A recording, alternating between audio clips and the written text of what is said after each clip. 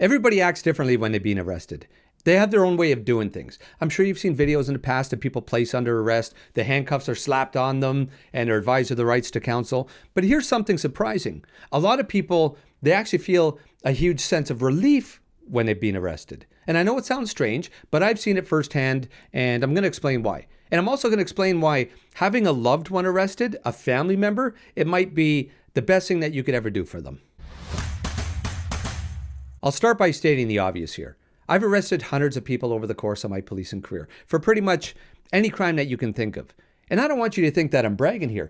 This is not something to boast about, unless it's a vile, evil person who's been scamming or taking advantage of others. There's times that you might get satisfaction placing somebody under arrest, but it's not always a good feeling.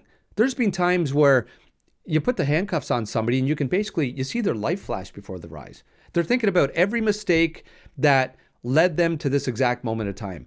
They're full of regret and pain. And you wish that they would have realized the consequences of their actions sooner, especially placing people under arrest when they're with their family members or with their kids. You remain stoic, but your heart breaks for everybody involved. And you wouldn't be a human being if it didn't affect you that way. It's a shame. Now, something else that it's important for me to mention is that you can't measure a good police officer or police service by the amount of arrests that they make.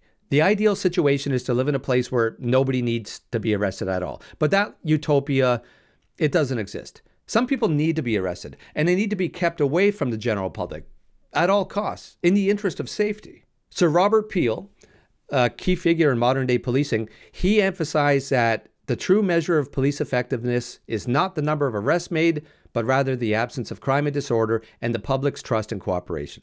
Now, I'm sure you've seen videos of people being placed under arrest at some point in your life. Some people, they struggle.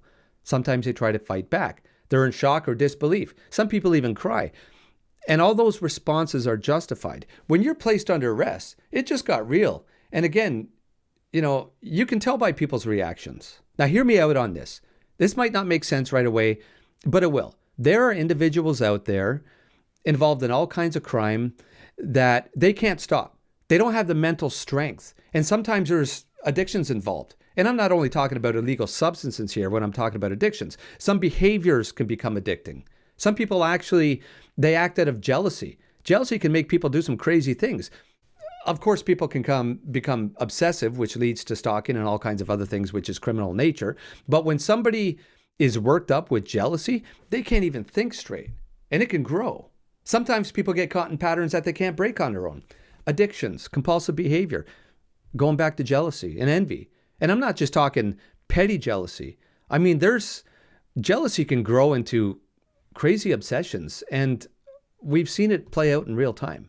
When I was a school cop, so working in high schools and dealing with a lot of youth and youth crime, I remember attending a talk which focused on healthy relationships among youth. Obviously an important topic. But I remember a school counselor talking about jealousy, in particular, jealousy in relationships, and I completely disagreed with what she was saying. She mentioned that all jealousy is unacceptable and was basically teaching the youth that even the smallest jealous thoughts or feelings in a relationship, it's not normal. And if you're in a relationship and somebody displays even a hint of jealousy, then you need to get out of that relationship immediately. Jealousy is a God-given emotion. And it's not just young people who get jealous. People of all ages experience all these emotions. Pretty much every animal in the animal kingdom experiences jealousy. Cats, dogs, if you have pets, you know that. If you go pet a dog down the street and you come home, your dog notices the scent of another one, you're going to get some attitude for that. Animals feel jealousy. Even my grandma's parrot felt jealousy. That bird had attitude. Jealousy is natural. The problem isn't the feeling, it's how we deal with it. Now, obviously, human beings, we can be rational. Some of us don't react the same way as wild animals, or we shouldn't anyways. There's a difference between jealousy and wanting to control every move that somebody makes. If you're dating somebody and they demand to know your passwords, your location, to your phone, social media, you're not allowed to go out. Now, of course, that's not healthy, and that needs to be addressed. But the point is, it's a natural emotion experienced by species everywhere. Instead of teaching youth that it's straight up bad, and there's something wrong with them for having any jealous thoughts at all, teach them coping mechanisms, how to reach out. A student, they need to know that they can reach out to a guidance counselor and have an open conversation about it without the fear of immediate judgment. Well, I'm a bad person, might as well just live with it. It seems like I'm off topic here, but this connects. The other emotion that people feel when they're being arrested is relief. They know that they didn't have the strength to deal with whatever the issue is on their own. They were so obsessed, nothing else mattered. And I've seen this on more than one occasion with stalking, for example. During the GI course, or the General Investigators course, pretty much every police officer has to take. I took it years ago. They showed some interviews with incarcerated people, inmates. I'm not going to get into the nature of some of the crimes that they committed, but they were saying that no matter what, they would not have stopped their behavior, which got them to where they are on their own. They wouldn't have stopped. It consumed their thoughts, and eventually it consumed their actions. And they were ashamed of themselves. And only by being incarcerated were they able to stop. And you have to respect them for being so open and honest about it. I made a video not too long ago about why having a family member arrested can be one of the best things that you could do for them.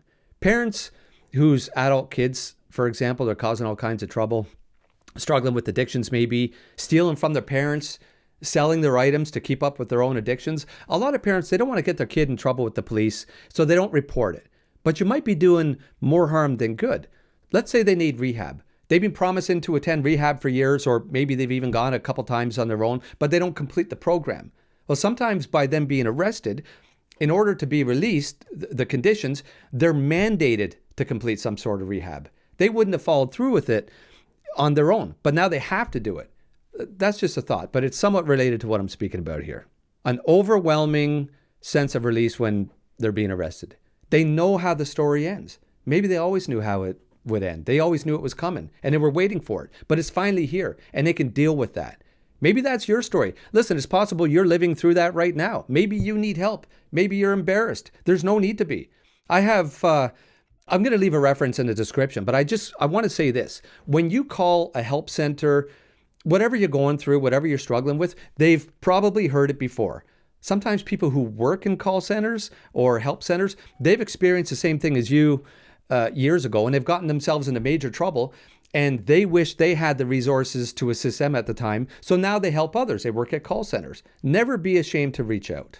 Being arrested, it's not always the end.